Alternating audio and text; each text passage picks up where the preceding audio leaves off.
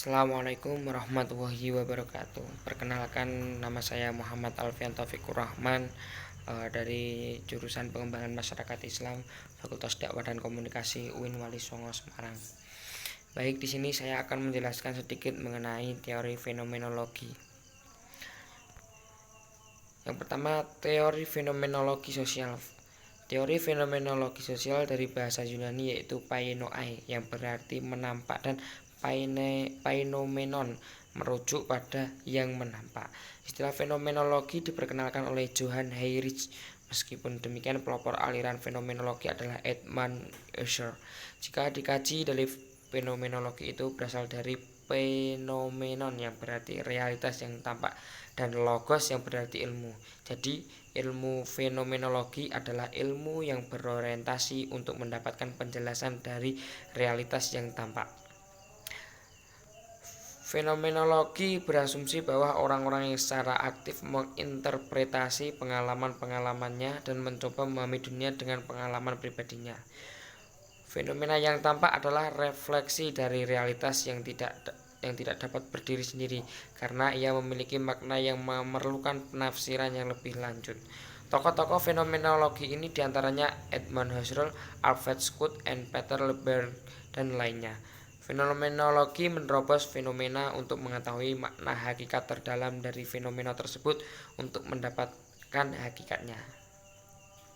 Jadi teori fenomenologi merupakan studi tentang struktur formal keberadaan sosial konkret yang tersedia di dalam, dan melalui deskripsi analitis dari tindakan kesadaran yang disengaja. Objek dari analisis semacam itu adalah dunia kehidupan sehari-hari yang bermakna.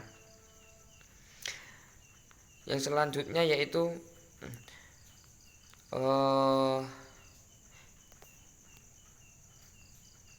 fenomenologi transendensial, yaitu seperti yang digambarkan dalam kerja Edmund Husserl, dan fenomenologi sosial yang digambarkan oleh Alfred Schut. Dari kedua garis tersebut terdapat tiga kesamaan. Yang pertama, bahwa pengetahuan tidak dapat ditemukan dalam pengalaman eksternal, tetapi diri kesadaran individu.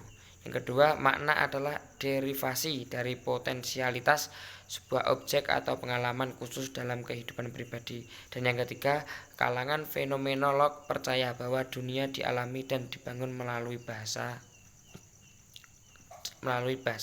Jadi itu merupakan kesamaan dari fenomenologi Edmund Husserl dan fenomenologi sosial yang digambarkan oleh Alfred Schut. Baik, yang selanjutnya adalah fenomenologi sosial Schut. Schut sering dijadikan senter dalam penerapan metodologi penelitian kualitatif yang menggunakan studi fenomenologi. Pertama, karena melalui Schut lah pemikiran dan ide Husserl yang dirasa abstrak dapat dijelaskan dengan lebih gamblang dan mudah dipahami. Kedua, Schut merupakan orang pertama yang menerapkan fenomenologi dalam penelitian ilmu sosial. Dan selanjutnya, dalam mempelajari dan menerapkan fenomenologi sosial ini, Schut mengembangkan juga tiga model tindakan manusia atau human of action dalam tiga dalil umum, yaitu yang pertama, the postulate of logical consistency atau dalil konsistensi logis, yaitu berarti konsistensi logis mengharuskan peneliti untuk tahu validitas tujuan penelitiannya sehingga dapat dianalisis bagaimana hubungannya dengan kenyataan kehidupan sehari-hari, apakah bisa dipertanggungjawabkan ataukah tidak. Yang kedua yaitu the postulate of subject interpretation, dalil interpretasi subjektif. Menurut peneliti, untuk memahami segala macam tindakan manusia atau pemikiran manusia dalam bentuk tindakan nyata, maksudnya peneliti meski memposisikan diri secara subjektif dalam penelitian agar benar-benar memahami manusia yang diteliti dalam fenomenologi sosial.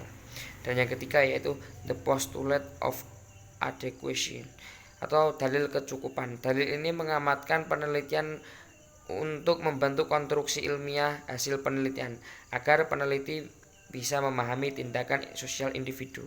Kepatuhan terhadap dalil ini akan memastikan bahwa konstruksi sosial yang dibentuk konsisten dengan konstruksi yang ada dalam realitas sosial.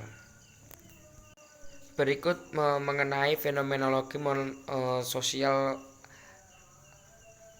ala Scott. Yang selanjutnya yaitu the live word characteristic atau menurut Scott. Yang pertama adalah with awareness atau ada unsur dari kesadaran yang berarti sadar sepenuhnya. Yang kedua yaitu reality, orang yakin akan eksistensi dunia. Dan yang ketiga, dalam dunia keseharian orang-orang berinteraksi.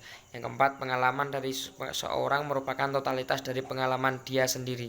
Yang kelima, dunia intersubjektif dicirikan terjadinya komunikasi dan tindakan sosial. Dan yang keenam, adanya perspektif waktu dalam masyarakat. Itu merupakan pandangan Scott memang berbagai ragam realitas termasuk di dalamnya dunia mimpi dan ketidakwarasan. Tetapi realitas yang tertinggi itu adalah dunia keseharian yang memiliki sifat intersubjektif yang disebut sebagai the lived world. Scott juga mengidentifikasi 4 realitas sosial yang merupakan abstraksi dari dunia sosial yang dapat dikenali melalui tingkat imediasi dan tingkat determinabilitas. Keempat elemen itu diantaranya yang pertama adalah world, merujuk pada pengalaman yang dapat dirasakan langsung di dalam dunia kehidupan sehari-hari. Yang kedua adalah midworld, merujuk pada pengalaman yang tidak dirasakan dalam dunia keseharian. Yang ketiga yaitu forward, merupakan dunia tempat tinggal para penerus atau generasi yang akan datang. Dan yang terakhir adalah forward, dunia tempat tinggal para leluhur atau pendahulu kita. Scott juga mengatakan untuk meneliti fenomena sosial sebaiknya peneliti merujuk pada 4 tipe ideal yang terkait dengan interaksi sosial. Karena interaksi sosial sebenarnya berasal dari hasil pemikiran diri pribadi yang berhubungan dengan orang lain atau lingkungan. Sehingga untuk mempelajari interaksi sosial antara pribadi dalam fenomena tersebut. Yang selanjutnya yaitu untuk mempelajari interaksi sosial antara pribadi dalam fenomenologi digunakan 4 tipe ideal berikut ini. Yang pertama yaitu the eyewitness atau saksi mata, yaitu seseorang yang melaporkan kepada peneliti sesuatu yang telah diamati di dunia dalam jangkauan orang tersebut. Yang kedua adalah the insider atau orang dalam, seorang yang karena hubungannya dengan kelompok yang lebih langsung dari peneliti sendiri lebih mampu melaporkan sesuatu peristiwa atau pendapat orang lain dengan otoritas berbagai sistem yang sama relevansinya sebagai anggota lain dari kelompok. Peneliti menerima informasi orang dalam sebagai benar atau sah, setidaknya sebagian karena pengennya dalam konteks situasi lebih dalam dari saya. Dan yang selanjutnya adalah the analysis atau analisis. Seseorang yang berbagai informasi relevan dengan peneliti. Orang itu telah mengumpulkan informasi dan mengorganisasikan sesuai dengan sistem relevansi. Dan yang terakhir adalah the commentator atau komentator. Scott menyampaikan juga 4 unsur pokok fenomenologi sosial. Yang pertama, perhatian terhadap aktor.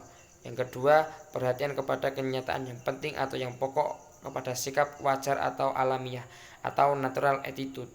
Yang selanjutnya adalah memusatkan perhatian kepada masalah mikro, memperhatikan pertumbuhan, perubahan, dan proses tindakan. Berusaha memahami bagaimana keteraturan dalam masyarakat diciptakan dan dipelihara dalam sehari-hari. Berikut yang dapat saya sampaikan, kurang dan lebihnya saya mohon maaf. Wabillahi taufiq wal hidayah. Wassalamualaikum warahmatullahi wabarakatuh.